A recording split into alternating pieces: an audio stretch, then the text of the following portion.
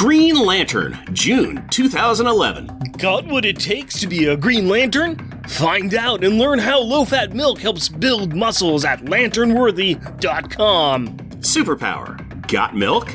Green Lantern and all related characters and elements are trademarks of and copyright DC Comics. 2011, Warner Brothers Entertainment Inc., all rights reserved. Copyright 2011, America's Milk Processors.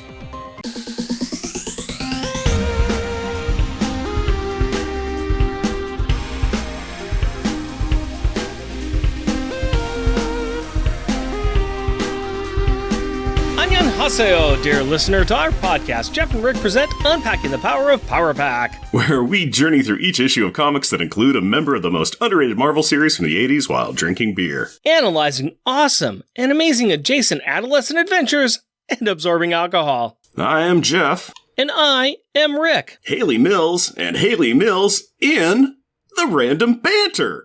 Random banter time, buddy. Talk to me, tell me tall tales and tantalizing tidbits of trivia today. It took me a second because kind of forgot what we're covering here, but then all of a sudden I remembered, oh yeah, we've got like multiple reads. So you kind of did a Freaky Friday type of thing there, right, didn't you? It's a parent trap. And that parent that got trapped was Sue. Yeah. She gets out of it thanks to your friendly neighborhood Spider-Man. Yeah, and plot armor and I guess force fields and stuff. Yeah. Yep.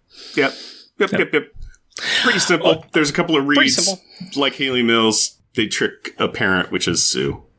Parent trap. Parent trap. Well, between last recording and this recording, I went to Korea and then came back. So I've been doing pretty good. I will say that the day that we got back, we made it from Seattle back down to Portland and, trying to force ourselves all the way through the day so we could stay up regular time, just push through that jet lag. We didn't want to do any cooking. So I think my wife did try to go down for a little nap. I said, well, I'm going to run out and get the pizza. So my daughter and I went out to get the pizza, got the pizza. And as I was leaving, I said, kamsahamnida to the lady at the pizza counter, and she looks at me and said, what? And I'm like, I'm sorry. I've been saying thank you in Korean to everybody all week. I haven't broken the habit yet. Sorry, my worldly nature's lost on you. I'm a real international jet setter, and this jet lag's a killer. It was just kind of, I was tired, I wasn't thinking, and after a week of just a lot of pleasant, I can't speak Korean. I know a handful of words, and so those ones I made sure I used. Yeah, you got your go-to phrase. Use it. I used it. But no, we had an amazing trip. It was wonderful. It was amazing. I took lots of pictures. I shared them on Facebook, and everybody was jealous about how much food we ate, because we ate a ton of food.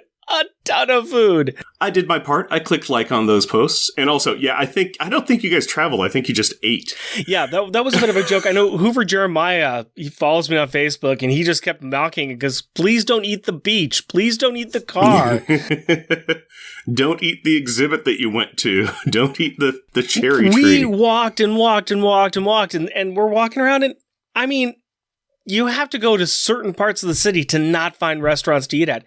We had been walking a lot. We had been coming from seeing the Seoul Tower. We had like 2 or 3 hours that we needed to like eat dinner, kind of rest a bit before we went to see a show we wanted to see in Seoul. And I said, well, don't worry. I will find a restaurant for us to sit down. We walk onto the street where the theater's at that we're going to go see it. And it is a nightly market of food vendors that pop up there. And we all went, oh no. Yeah. Night market, eat. So we're eating. And then my wife's like, we sat down for a while, but she's like, we have to stop walking. I am exhausted. I am tired. And I'm like, well, we don't really need to eat dinner anymore, so we can't do that. So we found ourselves a nice coffee cafe, went in there and just sat down and just charged phones, chilled out. Everyone just kind of calmed down a bit, and then we went to see the play. But yeah, we ate a ridiculous amount of food, and it was great. But we saw a lot of great things. It looked really good. It looked really nice. It looked like you had a really great time. So I'm glad that you had a really good trip. That is awesome. I will say this. There are things that I really noticed. First of all, driving in Korea is an offensive sport, and you have to be prepared for it. All of the cars have darkened tinted windows, like pitch black darkened tinted windows. That is so that you can't see the other person, and that if you come to a point where there's merging or something going on, it is an entire game of chicken because you can't see the person's face. And I think this is all on purpose. It's do you want your car to get wrecked? You better stop. You better figure it, or you better nope, I'm not letting you guy in. And it's incredible. I drove a little bit in Busan. I would not drive in Seoul. No, you can't pay me enough to do that. Being a 6 foot tall, 270 pound white guy, I got looks. I was noticed. I would walk somewhere and I was the biggest thing around. I was looking over everybody's heads. Everybody was looking up at me. I put on my smile, did a lot of low bows, and just as friendly as possible because I am a giant in a land of small people. It was just like... Well, of course you were the biggest thing there. We just talked about all the food you ate. Yeah, I know. The level of technology is better than the United States. There's just a lot of things we saw that were like, wow, this is just a little more advanced, and this is a little bit cooler, and little things that we'd run into, and navigating some of the different places. Really have to be careful when you walk into a restaurant. Is this one of the restaurants you have to take your shoes off because they've got a special heated floor? Don't mess that up. Otherwise, you get nasty looks the entire time. Only happens once. That's the best time to mess up, though, because you're international travel and you're like, I'm out of country. I'll be thousands of miles away tomorrow. You and I, yes, but my wife, who is Korean and was speaking the language, it was massively embarrassing for her. We got the pass card where we come in, we go, ignorant white guy, ignorant white guy, oopsie doopsie. But I was also trying not to be that. I looked at all the customs. I made sure, let's get on the bus, you get on the subway, you get on any transportation, you do not talk. You whisper. Do not be loud. It's very quiet on there. It's very respectful, and make sure you don't do this, and always, when you can use manners. Now, when you're in a restaurant and you need something, you shout across the restaurant. Because if you don't, that's considered rude. It's like, okay. It is funny just to see and learn the what is in an area you go to. Because it's all the same. It's all different. Yeah. It's interesting. You hand something to somebody, you two hands or some kind of combination of two hands. It took me a while to really get that figured out. But it's the little things like that. And my daughter and I we were just amazed trying to figure it out and take care of it. And it was fun. We had a great time. My wife struggled a bit because she doesn't use Korean every day, so she was trying her best to be our translator. By the end of the trip, her comprehension had picked up leaps and bounds. Well, because she was using it. Yeah, I got us everywhere. My wife didn't have to worry about that. I figured out everything. I could get us onto any transportation. I knew where it was. My wife's like, how do we are lost in the middle of the city. How do you know exactly where our hotel is? I'm like, I looked at the maps ahead of time, and also I've got a pretty good sense of direction even here. Even when we're getting lost in tiny alleys, I know exactly where we are. Oh, it was great. We had a great time. Got to meet up with Cindy's family too, and they were absolutely wonderful as well. I can go on and on and on and on. I have no real way to tell. I can say this: we were staying in a hotel that looked out over the bridge. That the first Black Panther movie, when they go to Korea and they go across this bridge and they're having this big car chase scene on this bridge. Yeah, that was the hotel that was the bridge that we could see from our hotel. Awesome. Inadvertently at a movie site. Very cool. Well, kind of. Maybe I kind of planned it a little bit. Okay. Just a little. You're like, there's a film location right over there, and I want to look at it. I made sure that we got on the bridge at least one time, So. Yeah. Yelling Wakanda with forever.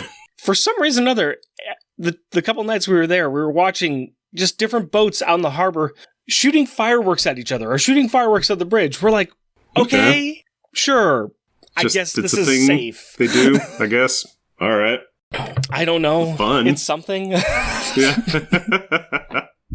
I could go on and on and on and bore everybody about it. We've got a comic book to do. You've got to tell me what you've been up to, because got to be something fun. Oh, dude. It was spring break. Yeah. So Aurora had the week off. So we had it stacked with plans that we canceled on the daily because we were all sick for the entire time. It was super wonderful. Aurora had a ongoing temperature of like 102. Hillary was sick. I was sick. Everyone was sick. Nobody could sleep. Aurora was having that fun stage of childhood when you're sick. So she's having fever dreams. So we'd get her to bed and then she'd just wake up in a panic because she was having one of those bizarre dreams, and she's saying stuff. She's like, I'm too big. I'm too big. I can't walk. I'm too big. Just, okay, this kid is screwed up. But yeah, we canceled a plan to go to the beach. We canceled 2 tracker camps. We canceled going down to Silver Falls where friends of ours were going to have a cabin. We were going to spend time with them. We canceled, something else, and I can't remember what it was. Some other go out and have some fun thing. Just sick the entire time. It was so, so cool. And since Aurora, she was just sleeping with us because she was just waking up with the night terrors. So it's just, she'd wake up yelling, Daddy, Daddy. And I'd be like, all right, let's go downstairs and we'll sit in the dark in the chair and just cuddle and breathe. I was wondering why you were hate-liking all my posts. No, I wasn't hate-liking them. I just liked them. I can be having a miserable time and I can enjoy other people having a pleasant time. I never do a thing where I'm just like, I hate that person because they're doing something fun while I'm not. No, we were supposed to go do stuff fun, but we were just super sick. I deduced who gave us the cold, though, and it was a bus stop buddy. I was just saying that, I could hear the tears gently falling down onto your phone as you were pressing that like button. Oh, no, dude. No crying. It was just, we were too distracted by taking care of a 5-year-old who was having fever dreams to be feeling bad about anything else. All right, let's get on. We have talked way too long about our stuff. People didn't listen to that. They want to listen to us talk about a comic book. Jeff, give us a 2-sentence replay of the last episode. The Tea Party of Doom continues, and all the party guests are fairly useless in adding value to the discussion of how to defeat the evil Reeds, because all of their contributions come from their crazy pants squirrel minds. So the same grown-ups in the room figure out that the Reeds are going to build a machine, to which Val says, yes, they are, and then proceeds to tell them its name and where they are going to build it, because she heard them talk about it. Meanwhile, Ben has taken some time off, so the out-of-the-loop Sue, Spidey, and Alex Power go to help one faction of the Old Atlanteans fight 2 factions of the Old Atlanteans, Mole Man with his Subterraneans, and Reed Richards. What the heck is going on here, states the previously mentioned out-of-the-loop Sue. Now that the best part was when everyone found out that the Reeds lobotomize any dooms that they encounter, and that made Diablo happy. 2-sentence replay is over. Why don't you give me a beer and tell us what our Power Pack pick is? My pleasure, my friend. Why don't you reach in that bag there and see what I brought you today? It is a can of beer. Ben Brewing Company, established in 1995. Trade War Export Stout. That's great. I love it. It's a black and brown, two-tone brown can with white lettering. It's very simple. It's very, very easy, but it definitely looks like a can that a stout would go into. I love it. And the reason that it's called Trade War is because there's a war and it's about trade. Because the Reeds have convinced a bunch of different people and races that they need to trade goods and services with the Reeds, and the Reeds are going to fix whatever their problems are. Say you have a kingdom and a city that you live in that you just didn't know you didn't want to have anymore. They'll take care of that for you. Yeah, and also the name of the issue was The Sounds of War, so, Oh, yeah. Oh, okay, there's that too. I'm an easy person here. The other dimensions are exporting Reeds to ours. So, Ben Brewing Company, Trade War, 7.5% ABV, 31 IBU, full-bodied, roasty, dry, luscious export stout is brewed over a half dozen specialty malts to create a complex and rich foundation, roasty dry, but still balanced and crushable. This classic is sure to be a hit year-round. Oh, that is a beautiful looking beer. That is opaque in its blackness. It's not black, it is just a very, very dark brown. Very dark brown. And it's got a very small head on it, pours with really small bubbles, and that is a brown foam on that. That is beautiful. The smell is a nice kind of sweet, kind of, is that a malty? Yeah, kind of a nice sweet malty. Yeah. That smells really nice. Now for the taster. That is a thick. Creamy. But I can taste that 7.5 ABV. Oh, it's there. It is on the cusp of an imperial stout, where you really taste it. The aftertaste is very imperial stout flavor to me. Yeah.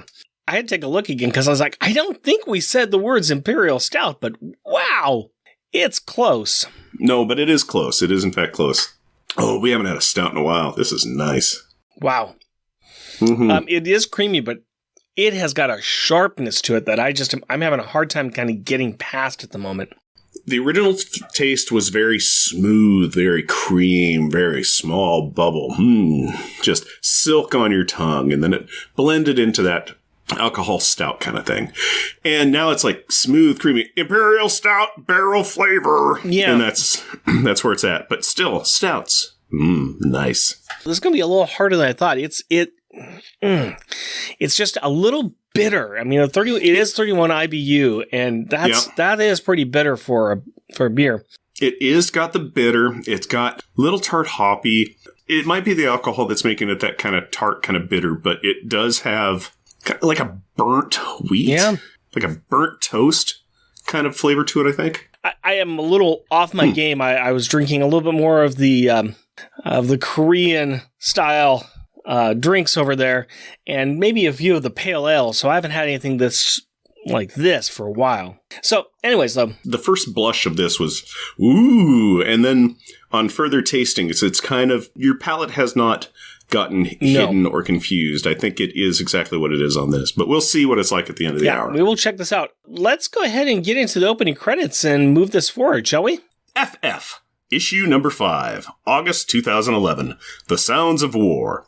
Credits: writer Jonathan Hickman, penciler Barry Kitson, inker Barry Kitson, colorist Paul Mounts, letterer Clayton Cowles, editor Tom Brevoort. Featuring the Future Foundation, Mr. Fantastic, Invisible Woman, The Thing, Spider-Man, and Doctor Doom. We also still have all of our Future Foundation Smarty Pants characters: Franklin, Val, Dragon Man, Woo, Vil, Mick, Core, Turg, Tong, Leech, Bentley, Alex Powers, and Nathaniel Richards. Reed has spent the last few issues hanging with his new bro crew, the Doom Patrol. No, not that one. The more evil than weird one. And this best bud squad has completely alienated his family to the point that Sue took off with the temp worker and the oldest adopted child to go fishing, and only left him a voicemail message saying, "See you when I see you."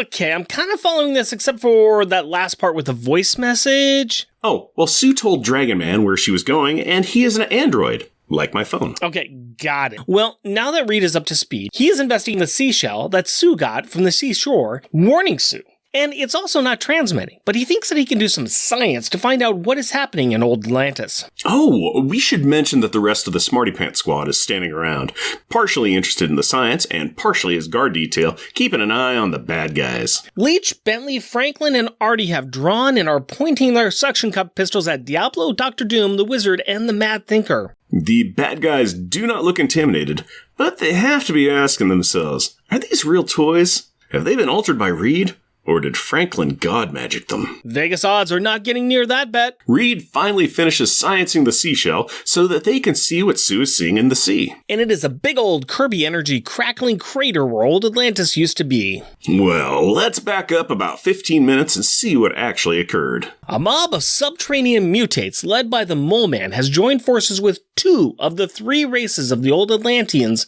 and are assaulting the shielded city. Oh, and Reed Richards is with them. But it is not the Reed Richards. It's just a Reed Richards. Well, yeah.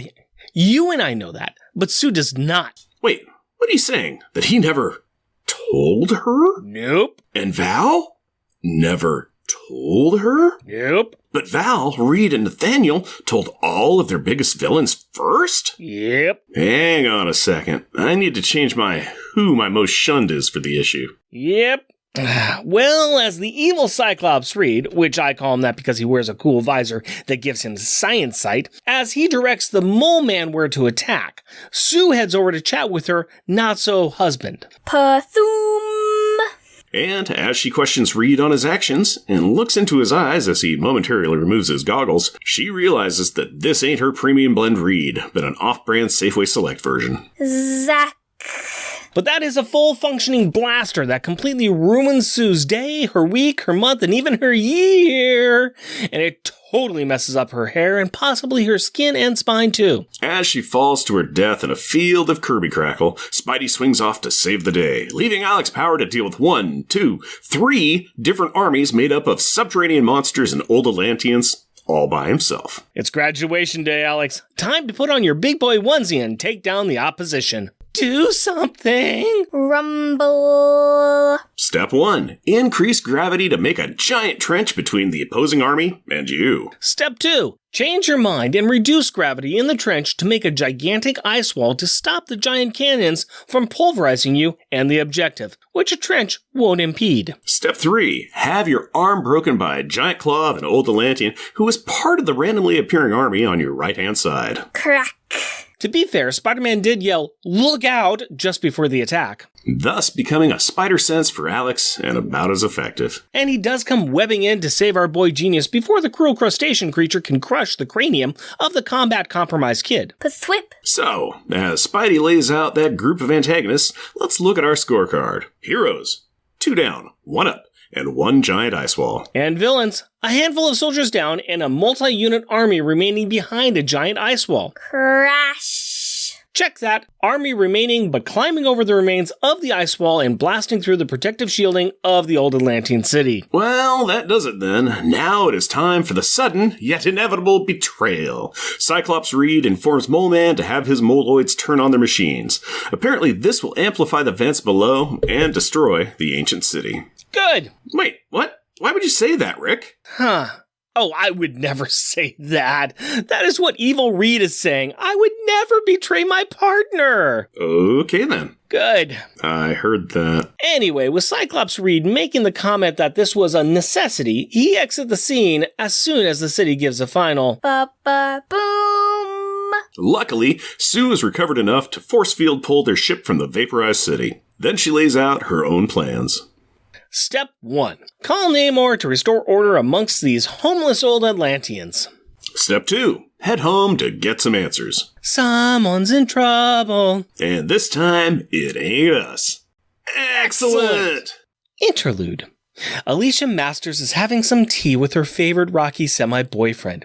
It looks like Ben has been absent since, that night. Well, there was the whole death of his friend that occurred shortly after that night. And then all that mourning and the fact that Ben has the emotional maturity of A rock? Your words, buddy, not mine. But, yeah. Anyway, Ben feels guilty. Alicia gets it. She understands. She also has had enough of his behavior and attitude. She lays down the law. These are the only 2 facts Ben needs to understand. Johnny is gone, and she loves Ben. Wow. That is pretty powerful stuff. She also tells him that things will get better, and there is nothing to be afraid of. She's not going anywhere. That is a true friend. Someone who can tell you the truth and who can give them hope. I agree, Rick, except there is a problem. It will not get better, and there is everything to be afraid of. Oh, right. The A story. Back at the Baxter Building, Alex is learning that with great power and great responsibility also comes an ulna fractured in 3 places. But, good news, everyone. Here at Reed's Future Tech Emporium, he has a nifty cast that decreases the healing time of broken bones.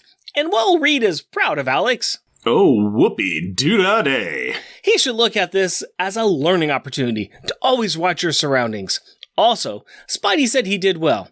Also, you need to get some rest, kid. So why don't you get out of this series for about, 5 issues. Wait. Out of the issue?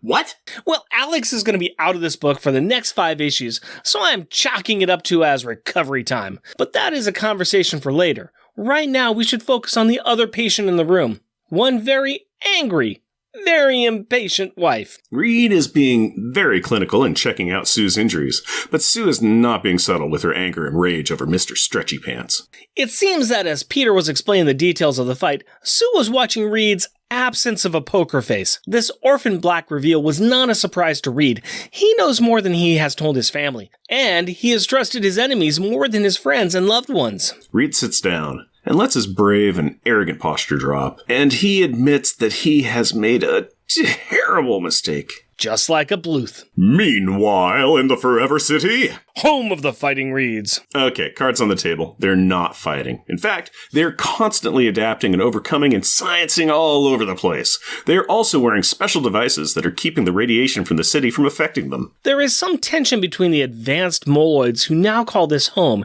and Mole Man, but it seems that all parties are going to come to an understanding. The Reeds need some of what this machine provides. The city dwellers need it fixed so they can procreate and establish a race. Mole Man wants his people to stop coming or being abducted by these advanced creatures, and they all want to have subscriptions to premium TV. Oh, I think he also wants respect. Well, him and me both. If this fix works, then everyone gets what they want. So, mission accomplished. Only, there appears to be a fly in this ointment. A futuristic floating city appears above the Forever City. It seems that they have unexpected visitors. From space! Oh, goody. The Inhumans, led by Black Bolt, have returned. Oh, boy. Oh, yay! We've got a new cover. Woo! I like new covers. All right. I like seeing how they relate to the issue at hand. All right. I like seeing the pretty artwork. All right. I like looking at it and going, I think that's Black Bolt. Well, let's look at this art by Mark Begley, Andy Lanning, and Paul Mounts. Different little team on this one. And like you said, we've got this cover. It's got kind of an orange background, and there's somebody who's... You can't really make out who it is because they're kind of being blasted by this sun flare above their head. But they're standing over the classic defeated heroes pose. You got like the Thing there, and draped over the top of them is Spider-Man, and Reed's down there, and his arms are kind of like all over the place, like over Spider-Man stuff. And like you see Sue passed out as well. And like Jeff said, it looks like Black Bolt that's in there. So this is kind of preluding to the fact that Black Bolt is showing up at the end of this and that he is going to do something. And it's teasing more of what's going on next issue, but it kind of teases the end of this issue. Okay. Yeah, it has nothing to do with the issue at hand, other than there is a one-panel Black Bolt reveal at the very end. It is, and this is a kind of reveal of that. Nothing to do with anything. Nope. Now, we do have an alternate one that's here, and that is by Scotty Young. And he put out an alternate cover, which it has nothing to do with this issue, too, but I like this cover. It's a neat-looking cover. It's not Scotty Young's cutesy cover. It's kind of his kid drawing cover, or a kid drawing kind of artwork. It's of three kids, and you see like nerdy kid. He's holding a bag that's empty, and you see like the stuff that was in his bag has been strewn all over this hill. You see another kid, an African American kid, who is got a Captain American shirt, some oversized Captain American gloves, and he's holding on a trash can lid that he's painted to look like Captain America's shield. And then there's a bully in a leather jacket that's facing him. It's like this kid has come in here and like, don't worry, kid. I got it. I'm going to take this bully down. I like this cover. It has nothing to do with this issue at all, but I like this cover. It is pretty neat. I could even see that as being a young patriot. Yeah. Or maybe it's just a kid who is defending somebody who's helpless. And hey, power to that child. That is awesome. It's another kid who's using the tropes of being a superhero to stand up to bully and causing the bully to say, okay, wait a minute. I don't know if I want to do this. I mean, it looks like the bully can take him. Oh, that's a huge bully. But this kid has no fear on his face, and he is there. Yep. He is there to protect.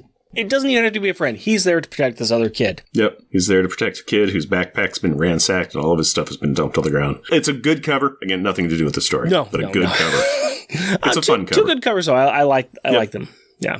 Inside the book, I mean, we've got, first of all, we'll get this out of the way right now. We are going to be stepping away from the FF book for about 5 issues. We're going to come back in here, I want to say issue 11. I don't have it up in front of me right now. We're going to be covering some other books in the meantime. Alex Power or no other member of Power Pack is in the next few issues, so we're going to be stepping back and having to kind of step back into the story, and we're leaving on an interesting cliffhanger here. We'll cover this book, and then we'll pick back up where we're at later on. We only cover Power Pack. We don't care about anybody else, but we like the story. The rest of the stories don't matter to us. Although I will admit that I think I'm going to read those 6 issues or something. Oh yeah. I think we need to. I think we need to keep up with the story just on our own, so we can kind of jump back into it. But it is kind of fun to follow along with where we're at. Kind of funny too. I just flipped on a random page inside my copy of this book, and I found a advertisement for the next book that we're going to be covering, Spider Island, Amazing Spider-Man 666. That's where we're going to go next.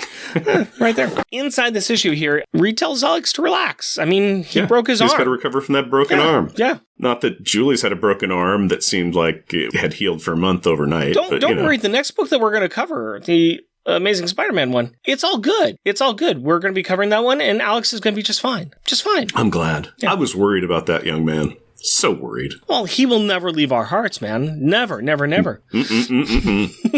What'd you think about Alex standing up and getting his arm broken?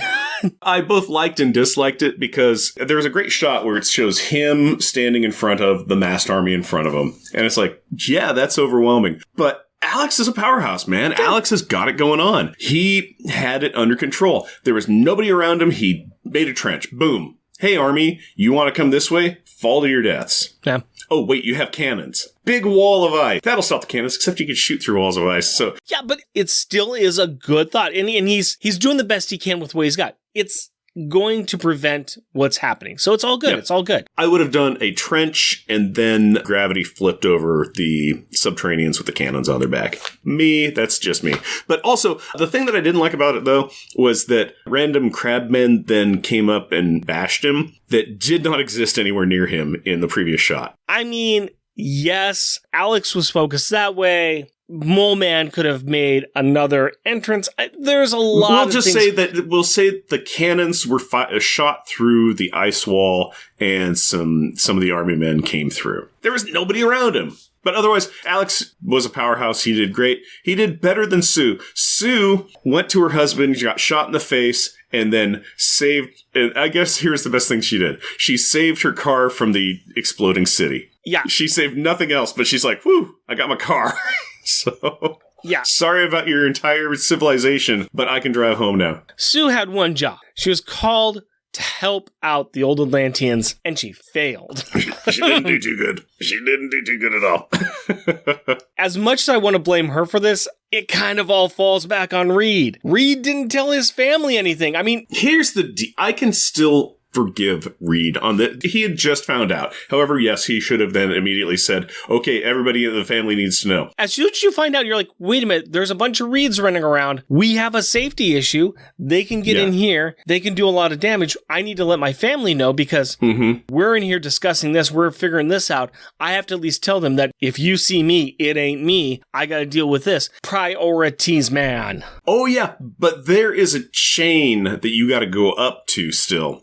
Before you get to Reed being his fault. Val and Nathaniel knew.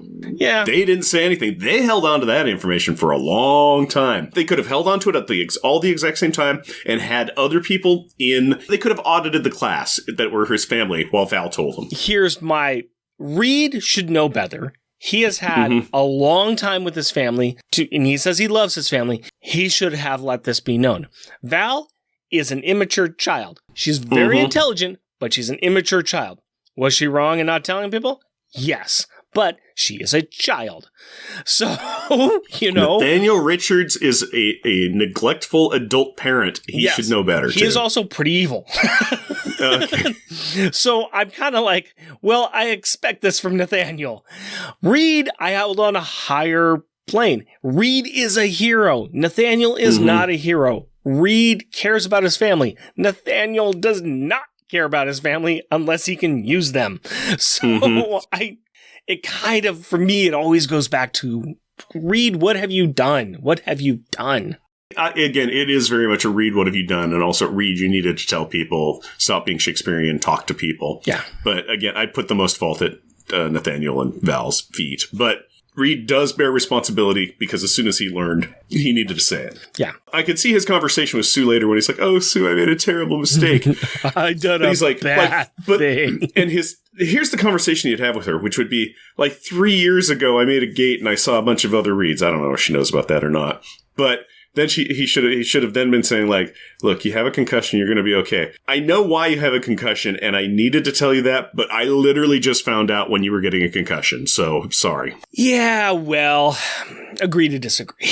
But let's talk about other members of the family that also need to figure out where their heads are, make sure that they aren't in places where the sun don't shine, and remove them. Ben Grimm. Hey, Ben, you had a great moment with your girlfriend. A girlfriend that you've loved for, well, 50 years of 50 years? 50 years of real time. So like 2 months comic book time.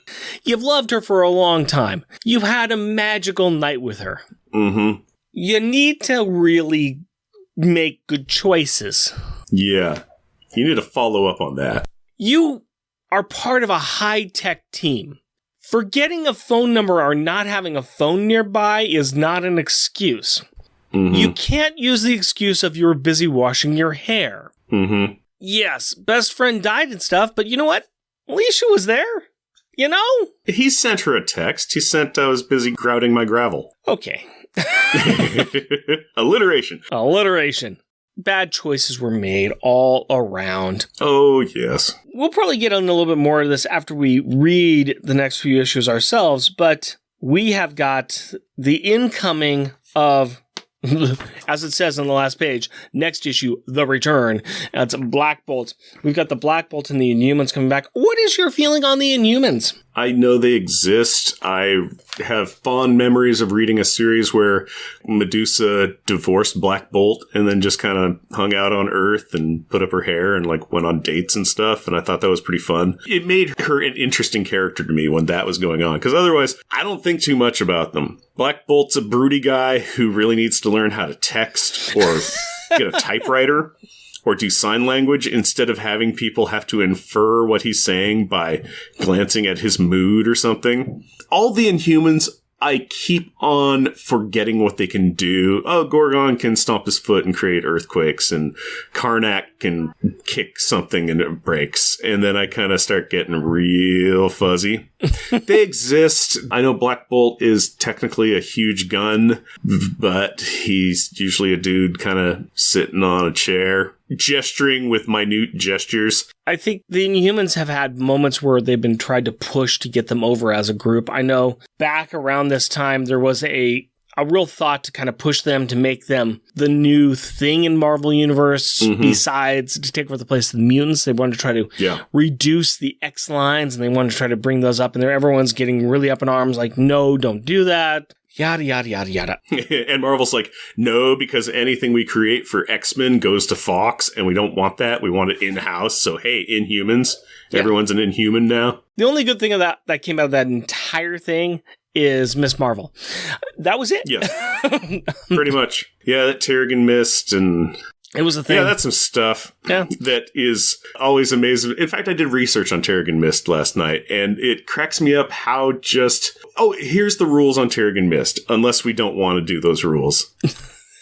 And then we do whatever we want to do. It's just, it's a gizmo thingamabob, whatchamacallit. It is kind of funny, too, because later on tonight, we're going to be recording a future Patreon episode that deals with kind of what-if setting with what if the Terrigen Mist was put out on the world. That came out back in 2000s, the early 2000s, which is a plot point that they reused later on to some mixed success with the Inhumans. And hey, again, came up with Captain Marvel. Awesome. Yeah.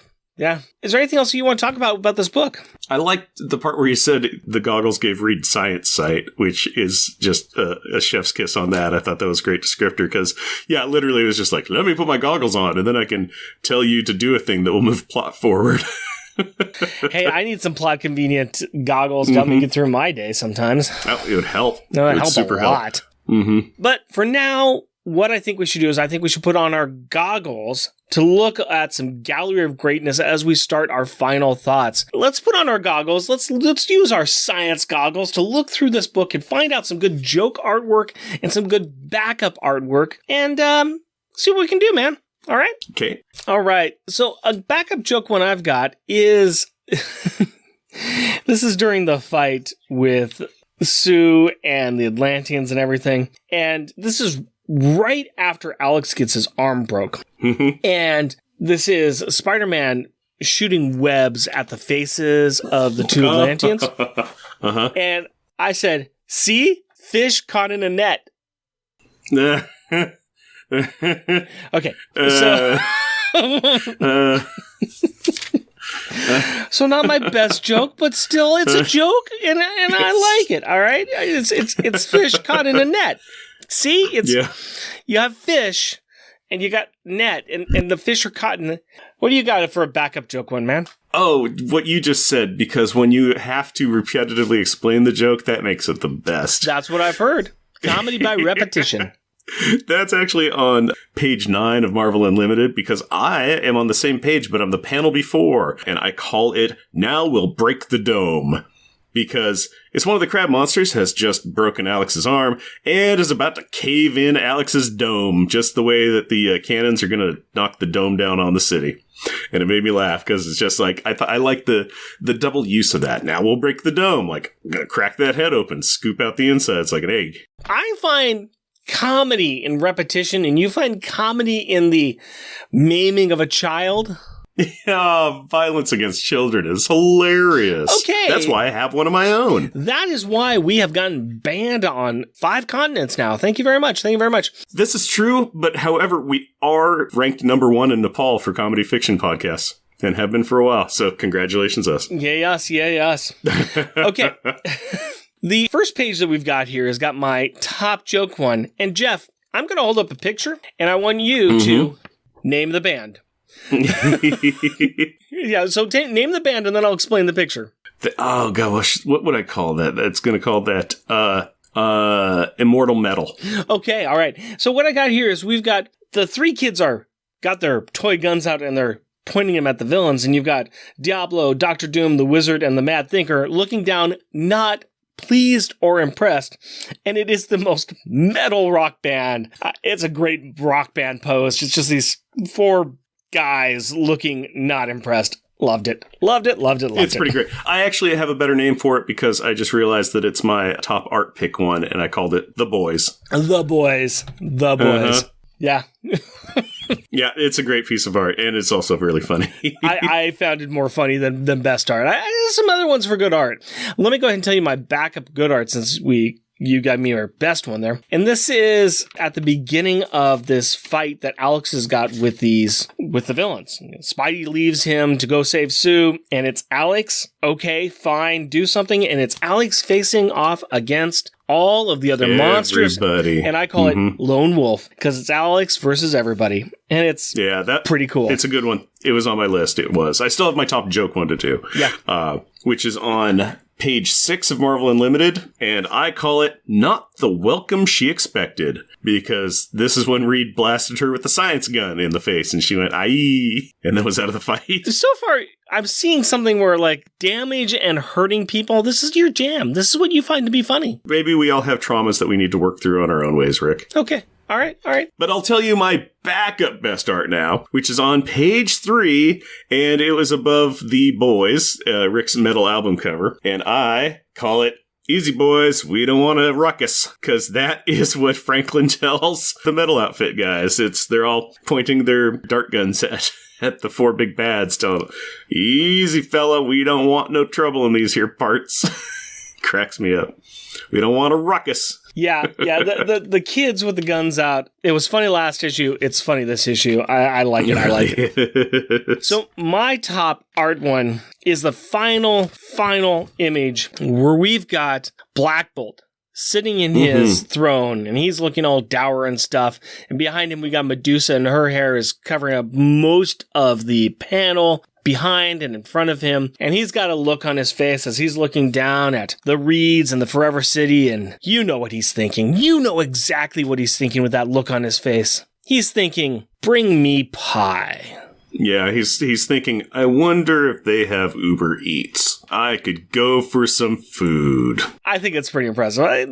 People can make Black Bolt and Medusa look pretty darn cool. Cool. No, it's a great photo. Or a great drawing. It really is. It was also on my list. I just didn't pick it. And if you don't like that, let me tell you exactly what Black Bolt would call you. Ouch. You get it? Because that Black Bolt can't talk, because if he talks, then he can... Okay. No, explain it more. Rubber and glue moment. What was the best or most childish insult in this book? Jeff, what do you got, man? My backup one is on page 11, and this is when Reed and Mole Man betrayed the old Atlanteans, and one of the crab critters goes, betrayal! And Reed replies with, necessity. We can leave now. Betrayal. Necessity. Rubber glue. Done. Yep. Yeah. I thought that was pretty great. He doesn't care. He's like, yeah, I had to betray you because of reasons. Because that's Goodbye. That's what it is. Hope you got all your stuff with you because you ain't going back to get it. My backup one was right before one of your funny art ones. It was Cyclops Reed after Sue is kind of like, wait, you aren't my Reed? And he looks at her and says, I'm much more partial to brunettes. And then he shoots her. It's a good one. It's a good one. It's a good one. It's a good line. It's a good line. It was on my list. I liked it. I like that quite a little bit. Yeah. Because you can infer on that, here you take, the line, gentlemen prefer blondes. Yeah. He does not prefer blondes. Ergo, he's not a gentleman. He's much more partial to brunettes. Yep. What is your top one that you've got? My top one is on page 18, and this is when the elder advanced Moloid is addressing Mole Man, Mole Man's all, Reed's like, oh yeah, hey, we can fix your problem and we just do this, and Mole Man's all, but not without a price! And the elder's response is, there is a dog barking. Silence it. Yep. And Reed's response to that is, that dog has a point. I had it all on the Moloid on that one. There is a dog barking. Silence it. Oh, snap. Yeah. It's good. Yeah. It's so good. So good. Okay. Let's talk Parent of the Year Award. Let's dust off that trophy, that old bowling trophy for Parent of the Year Award. Reed Richard Award for good parenting. Bam, bam, bam, bam, bam. I am going to go ahead and I'm going to... Mole Man. This is the negative way of thinking about Reed Richards for good parenting. And I think you brought it up last time we talked too, is Mole Man is a father figure. He's a father to the Moloids. Now, I got a problem with this guy. His treatment of Moloids, his treatment of his children, and his refusal for them to be in the Forever City. Yeah. Wow. No growth, no advancement, Here's no nothing. a chance for your children to grow, to be something. And you're like, no. You need to stay like children. So, yeah. One of the Reeds even at one point told him, it was like, tell your slaves to turn on the machines. Yeah. It wasn't even your people, your children, your anything. It was, are your slaves prepared to explode a city? Yeah, we can turn an engine on and it'll destroy everything. Yeah. All right, do it. If we are saying that he is a father figure to the Moloids, then he is a bad father. What do you have for your Parent of the Year Award, Jeffrey? I'm actually going to go for the good version of the Parent Award, and I'm actually going to give it after the namesake for it. I'm going to give it to Reed. Now, we do have problems with Reed. We never hide that at all on our show. However, when the Future Foundation kids came and said, hey, your family left and the thing that was screaming isn't screaming anymore. And Reed's like, okay, we're stopping the villain party and we're going to communicate. We're going to find out what's going on. Okay, cool. So he was like, calling my family is important now. We're getting in touch and seeing if they're okay. That's good. The stuff with Alex, where he's like, hey, he's very nurturing and caring. He was supportive, and he's like, hey, I heard you did really good, impressed. That's really great. But also, it's a learning experience. Yep. You can learn from this. You got your arm broken. How can you learn from this? Oh, that's really parenting. He also, and I was very impressed by this, he didn't do it in here, but he's about to own up to his mistakes to his wife. Yeah. Yep. He's not putting on that, no, I'm right, and you don't need to know anything. He was just like, he sits down, he lets the facade drop, and he's like, I made a terrible mistake. Yeah. Nope. I can go with that. I can definitely go with that. He showed some good parenting chops in that. But if I may tell you why I think that he should be shunned, because he is my most shunned in this issue. Reed is the worst, hands down, in this issue for everything I said before. You make good points with the parenting, and I'm not going to begrudge him on that at all. But, man, it ain't enough. It ain't enough. Do you have anything different for your worst? Yeah, actually, I'm going with Alex. Okay. Yeah, although Alex did amazing stuff. He did two big flashy things. He made a big trench. That's cool, but then he was indecisive. And he made a big wall, and then the wall didn't work either. And then he got snuck up on by two guys that came out of nowhere. It was just... I really wanted more out of Alex. Alex also hadn't really done anything in this fight. He'd kind of stood there and kind of watched, and him doing something. Spider-Man was like, I gotta go say, Sue, you need to do something.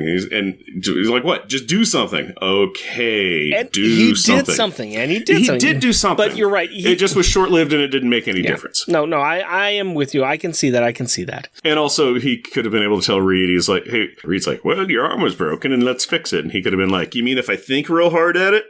All better, I can be in the next 5 issues.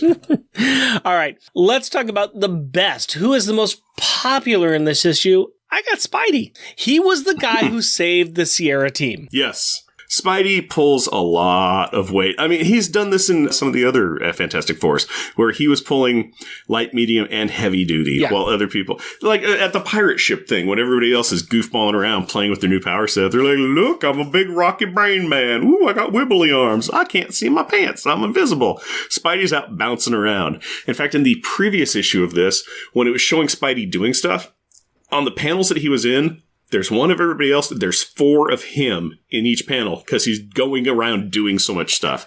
That man carries teams. So I take it that you are also saying Spidey is the best in this issue. No, I'm not. Okay, who are you saying is the best? Alicia Masters.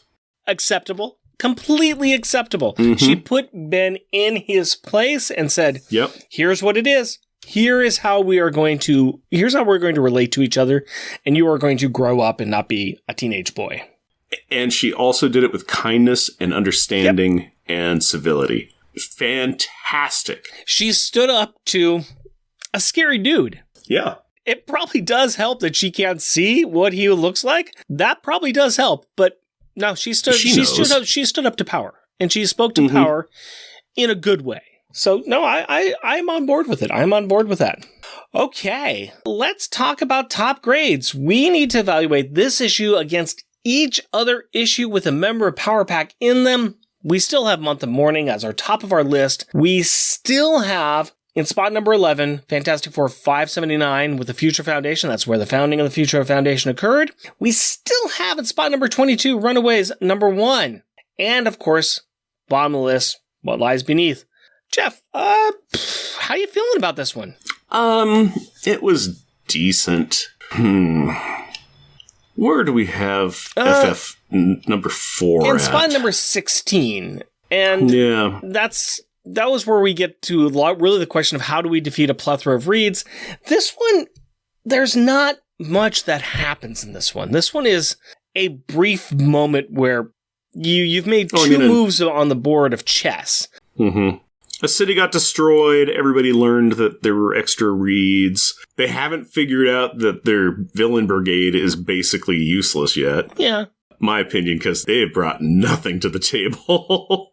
I'm looking kind of lower. It's good. It's fine. It's not moving things forward.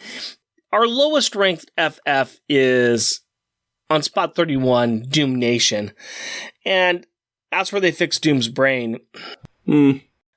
You know, I kind of think that it might be down at that level because it's fine. It's just like a big thing happened and who cares? Yeah. Because, I mean, Doom getting his brain back because he seemed so outside of his normal ken, and they brought him back to his full himselfness, which seemed like what he was previously, because he hasn't contributed much of anything since then. In this one, city got destroyed, and Reeds were evil and stuff. Yeah, I could see that. Do we like this better or worse than Doom Nation? I'm thinking it might go below, because I'm always a sucker. Wow. I'm always a sucker for lots of science. And it was a big thing with Doom getting his brain back. That's kind of cool. So yeah, blew up a lab. Yeah. This one blew up a city. Yeah. You just don't care as much. Not really. I wasn't invested in the city. Mm-hmm. Well, I'm going to tell you this. It's definitely better than War of Kings, Darkhawk number 2. Well, you just hate Darkhawk, so. Yes, you're right. He bores me and annoys me. Okay. I'm willing to put it below Doom Nation, but I want it above War of Kings, so it can be the new spot 32. We will say this is the new number 32. All right? Mm-hmm. All right. Ooh, that's really low on the list. I scrolled down more and I'm like, ooh, we only go to 34. Wow, okay. A lot of the other things that we've covered are kind of good books. They move things along. There's a lot more things to remember on it. I can tell you right now, I'm going to really have trouble remembering exactly what's in this book. I'm not saying it's bad. I'm just saying it's kind of forgettable. Yeah, I can see that. Yeah. It's some stuff happens. Yeah. That, sadly, is a lot of comics. Yeah. I've read a lot of comics, and there is so much I could not tell you about what I've read. But there are some that really do stick out. Oh, 100%, yeah. There's a lot of Chris Claremont stuff that might be in between big action pieces, but I can tell you a lot about what happens in each one of those issues. This is good. It's solid. It's just, it's forgettable. it's leading on to something else. It's mixed in with a higher story. I love Jonathan Hickman's writing style, but a lot of the stuff he does it's getting you somewhere. Hour 4 of an 8-hour drive kind of a thing where you're like, oh yeah, I'm seeing something new and it's farther away from home and it's different, but it's still just the road that I'm on. Yeah. Yeah. Let's talk about this beer. Bend Brewing Company Trade Ward Export Stout. Still smells nice. Still is tasting kind of nice. The taste buds have gotten hammered down a little bit from the ABV. I'm still struggling with it as the wannabe Imperial Stout. There is some nice tastes that are in there. There's some chocolate taste and some malt taste that are really coming in there. But right on the center of the tongue, the bitterness is pretty heavy. I was drinking through. I even commented partway through. It was like my turn to read, and I'm like, kind of having a little mouth issue from a beer drink. This is half of a good beer. There's half a beer here that I'm not a big fan of, but there's half a beer here that I enjoy. For me, it's a 3.5. I would drink more. It's not the stout I would hunt down all the time, but it is a stout I would drink. It's an enjoyable stout, but I've got issues with it. And the issues are really dragging me down and making me a little depressed about it. And I'm going to give it a 3. I like what it offers, but I don't like how it delivers it. I get that. Totally get that. Well, we didn't quite agree on the beer ranking, but I think something that we can agree on is kids' perspective. And that is where Rick talks to his 12-year-old daughter, Carrie, about the issue that we just covered. So, Rick and Carrie, take it away. Hello, Carrie. Hello, Daddy. All right, we are back with another Fantastic Four. I'm sorry, another FF, because they aren't Fantastic Four right now. Future Foundation, right? You betcha. So we left off with Sue's team, Alex and Spider-Man and Sue going off to help the old Atlanteans, right? Yeah. And we start off at the Baxter building. And what's going on in the Baxter building? Like, the kid Atlanteans are informing Reed on the situation while the other kids very, very successfully are keeping the villains still. Hey, if you've got villains in your building, how are you going to keep them at bay? With suction cup darts? Besides, let's assume that Reed Richards built those things and that they are not just suction cup darts. Plus, Bentley had a hold of them too, right? Yeah. What's the worst that can happen? Next thing you know, like, they'll be exploding around the place. Maybe, like, Bentley just put, like, secret explosions in them, and it's like, chaos. And everybody's, like, panicking, and Reed's like, how did this happen? Bentley is nothing if he's not an agent of chaos, isn't he? Yup. So Reed finds out that Sue has gone off to do this mission. How does that mission go? Pretty bad. Yeah. What are some of the things that led to everything failing for the good guys? Sue saw one of the other Reeds from another dimension, and she got really confused, and she's like, okay, I'm gonna go over and talk to this guy who's my husband somehow. And so she goes over and talks to him. He, like, shoots, like, a gun at her or something. Yep. And then, meanwhile, Spidey sees this. He goes over to help her, leaving Alex all on his own. So he tries to defend the other bad guys, and he's doing a really good job, and then one of them breaks his arm, and they all just head back. They failed. Yeah. Alex broke an arm. Not great showing on the team, but whose fault is all of this really? Who do you think is really to blame? Reed? That's who I think. Jeff thinks it's more on Val and Nathaniel, but Nathaniel I consider to be kind of evil anyways. Val's a 4-year-old and she's made bad choices. Reed should know better. She's a 4-year-old. Like, she may be a smart 4-year-old, but she's a 4-year-old. What do you expect? Yeah, exactly. If I was a 4-year-old and I had that kind of power, who knows what I could have done. So things are looking pretty bad. And then at the end of the book, do you know who appears at the end of the book? That one person, the other person. You know the people? Yeah, those people. You've got no clue who those people are, do you? That one person is like the gal with like the wavy, long, really, really long hair. And the other guy is a guy with a weird thing on his forehead. And he has like a gem. And he's like sitting on a throne, and it's like looks kind of cool, but I don't know who they are. No. Okay, these are the king and queen of the Inhumans. They're a group called the Inhumans, and they all have powers. They got all their powers from this thing called the Terrigen Mist. Anyways, long story short, these two, the king is Black Bolt, the queen is Medusa. Are they married? Yeah, they are married, yes. Medusa, she can control her hair. So that long flowing hair that she's got, she can control it and she can make it do all kinds of cool things. Okay? Okay. Black Bolt, he has the power of a very destructive voice. Oh, so, yeah. I remember that in another comic. Mm-hmm. If he, whispers, it can, be very, very, very bad. That's right. We did cover an X Factor annual a long time ago where they were reaching humans. I was wondering if that was the guy. That's him. That's him. It means something when they show up because they are interested in what's going on and it just is going to really go sideways now. So, hey, but I got something to tell you though. Yeah. This is going to be the last FF book we're going to cover for about 4 episodes. Wow. Yeah, we're going to take a little detour and cover some other books, and then we're going to come back here for FF number 10. So we're going to miss a few issues because there's nobody from Power Pack in them. So wait, just Alex? He's just well, I got a cast on now. Yep. Goodbye. Pretty much. Wow. Poor Alex, just always so unincluded. No, that's okay. We'll if you're interested, you can read those books. If not, you can just catch back up when we come back to FF, okay? Okay. Anything else you want to talk about with this book? Nope. All right. Thank you very much for your time, Carrie. You're welcome. I love you. Love you too. Bye-bye, FF. Dark Gun War Extravaganza, Carrie! Yeah! Shout out time. We'd like to recognize those listeners who take time to write in or leave us a review, and this is for episode number 130, FF number 2, Doom Nation.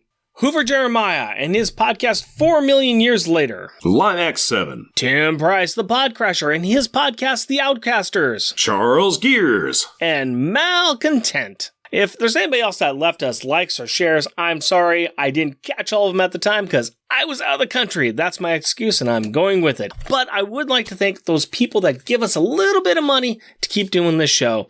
And that's over on our Patreon, and you're always welcome to donate some money to us to keep us sending these out and keep us drinking our beers. And that includes adorably astonishing and amazing Andrew Burns. Cheerfully cheeky and charming Char Logan. Challenging cheesy and chuckling Charles Gears. Destructive and devastatingly delightful Damian Witter. Dynamically dangerous and devious Doug Jones. Intelligent, interesting, and innovative Isaac Perry. Jesting, joking, and jovial Jeff Polier. Just jealous and jeweled Jeremy Daw. Muscly, mighty, and meticulous Matthew Birdsey. Mythical and magnificent monologuing Matthew Laserwitz. Steely, salty, and steamy Sailor Bear Zodar. Sad and sickeningly silly Shag Matthews. Tyrannically terrifying and tame Tim Price. Way wordy and wobbly Waffles. Weird and wonderfully wacky Wind. Next issue, we are going to cover Amazing Spider-Man number 666. Also, check out the Longbox Crusade Network. Sometimes I do monthly Monday Movie Muckabout, but I have not put out an episode for a while. Haven't had anybody that wanted to watch a movie with me. It's because you chew popcorn so loud. You also don't share it. You only have Twizzlers. Meh. And we have some merchandise available on Redbubble. Go to redbubble.com and search for Unpacking the Power of Power Pack. Jeff and Rick Present is a bi-weekly self-produced podcast recorded in front of a live studio audience in Portland, Oregon of one Cedar's pine-scented beard balm in my hand. If you would like to interact with us through the magic of the internet, you can do so through Twitter at Jeff and Rick Present, our Facebook page, Jeff and Rick Present, our email address, Jeff and Rick Present, all one word at gmail.com, or at our website, jeffandrickpresent.wordpress.com. Also, we have a YouTube channel at Jeff and Rick Present. And if you'd like to help support our show, we are on Patreon. You can find us at patreon.com, Jeff and Rick Present, all one word. We are also a proud supporter of the Hero Initiative, and we'll be donating 10% of our Patreon donations to this great cause. We encourage everyone to give what they can to this worthwhile organization that helps the creators who provide us with such great content. Go to heroinitiative.org to find out more. Please rate and review us wherever you can, tell your friends about us, or share your love for us on social media.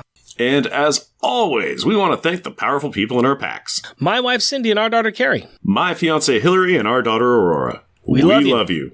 Until next time, costumes off. Our theme music is 80s Action by Kevin MacLeod. Also featured in this episode is Action Sequence by Tim Cully.